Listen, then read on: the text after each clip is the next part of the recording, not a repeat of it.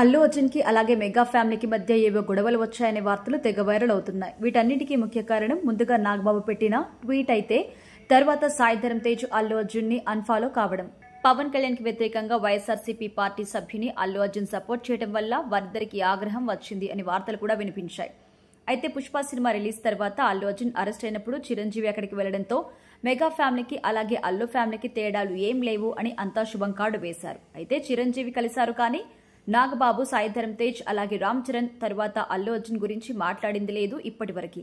అయితే ఇదే టైంలో ఈ మధ్య ఒక ఈవెంట్ లో సెలబ్రిటీస్ అందరూ దేవిశ్రీ ప్రసాద్ పాడిన పుష్ప సాంగ్ కి డాన్స్ వేస్తుండగా సాయి ధరమ్ తేజ్ మాత్రం అల్లు అర్జున్ పాట రాగానే కనీసం ఒక్క స్టెప్ కూడా వేయలేదు. స్టేజ్ మీద ఉన్న అతను ఒక్కడు మాత్రమే ఆ సాంగ్ కి డాన్స్ వేయకుండా నిలబడ్డారు. దాంతో అల్లు అర్జున్ ఫ్యాన్స్ ఇంత ఇన్సెక్యూరిటీ ఏంటి, మా హీరో ఇంటర్నేషనల్, నువ్వు ఎక్కడికెళ్ళినా మా హీరో పాట వస్తుంది అంటూ కామెంట్లు పెడుతున్నారు.